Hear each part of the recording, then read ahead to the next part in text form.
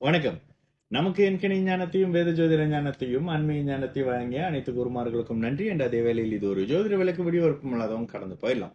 சரி, இந்த புத்திர சோகம் அப்படின்ற ஜாதகத்துக்குள்ள ஒரு குழந்தை குழந்தை அப்படின்றதுல ஒரு பையன், பெரிய பையனோ பெரிய பிள்ளையோ தாய் தந்தையரை விட்டு முழுமையாக இந்த பூமியிலிருந்து விடை பெற்று போகக்கூடிய ஒரு அமைப்பு எப்படி இருக்கும் அப்படின்றத பார்த்தோம். சரி, அதுக்கு ஒரு கேள்வி, அண்ணன் anyways to avoid this problem, இந்த avoid this from happening, இதை எப்படியாவது நடப்பதுலேருந்து தடுத்துடலாமா அப்படின்னு கேட்டிங்கன்னா, இயற்கைக்கு மாறான எந்த விஷயமுமே எனக்கு தெரிந்து பாசிபிள் இல்லை. சரி அப்படின்னு சில பேர் உண்மையாகவே பொய் சொல்றாங்க. ஓகேங்களா? பொய் சொல்லிட்டு இந்த பரிகாரம் பண்ணா உங்க பையனுக்காக அங்க ஆயில் இது இருக்க பார்த்தா 8ல குரு உட்காந்துட்டு இருப்பாரு.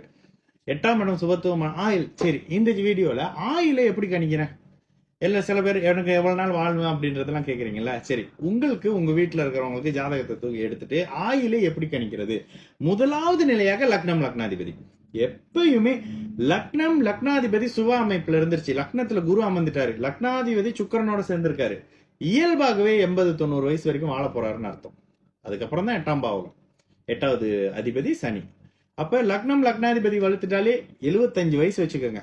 ஓகேங்களா? ஏன்னா லக்னத்துக்கு நம்ம 40 வயசு கொடுப்போம். லக்னாதிபதி நீச்சமாலாம் இருக்கக்கூடாது, ஸ்தான பலமா இருக்கணும், சுபத்தன்மையா இருக்கணும். பாவர் தொடர்பு சனி செவ்வாய் ராகு தொடர்பு இல்லாமல் இருக்கக்கூடிய அமைப்புல இயல்பாகவே 75 வயது வரைக்கும் இருப்பாங்க. அதுக்கப்புறம் 8ஆம் அதிபதி, எல்லா லக்னங்களுக்கும் 8ஆம் அதிபதி மாறிக்கிட்டே வருவார். அந்த 8ஆம் அதிபதி எந்த சுப அமைப்புல இருக்காரு? இதற்கெல்லாம் பிறகு சனி, ஆயுள்காரகன் சனி. அப்ப ஆயுள்காரகன் சனி சுப அமைப்புல இருந்துட்டாரு அப்படின்னாலே அங்க ஆயுள் வந்துருது. 8ல யார் இருக்கக்கூடாது? ஒரே நேரத்தில் சனி மட்டும் 8ல இருக்கலாம், தப்பு இல்லை, ஆயுளை கெடுக்க மாட்டார். சனிக்கு காரகு பவனாஸ்தி ஆயுள் ஸ்தானத்துல கிடையாது. அதே நேரத்தில் சனி செவ்வாய் ராகு சேர்ந்துட்டாருன்னா நிச்சயமாக ஆயுள் கெடும். 2ல இருந்து சனி 8 பாக்குறாருன்னா ஆயுள் கெடும். ராகு மட்டும் தனித்து எந்த சுபர அமைப்பும் இல்லாத ராகு 8ல இருக்காருன்னா ஆயுள் கெடும்.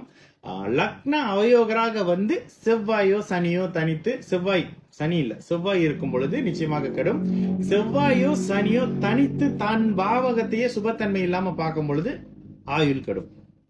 அப்ப இதெல்லாம் ஆயுள், இதுக்கெல்லாம் வச்சுதான் ஆயுள் விஷயத்த பார்க்கணும். அப்ப இதெல்லாம் நம்மளால காப்பாத்திட முடியுமா அப்படின்னா, ஒரு மனிதனுக்கு கடவுளாலையும் இந்த ஜாதகத்து அமைப்பிலும் கொடுக்கப்பட்ட ஆயுள் 120.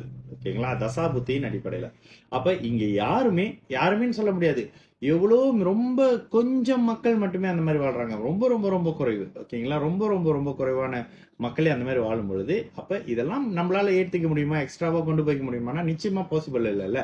அதே போலதான் அந்த புத்திர சோகம், புத்திர அமைப்புல எந்த உண்மையாகவே புத்திர சோகம் நடக்க போகுதுன்னா அது நடந்தே தீரும், மாத்திக்கவே முடியாது. அது எல்லார் ஜாதகத்திலயும் ரெக்கார்டா இருக்குன்னு வேற சொல்லிட்டோமே, நடக்கும்.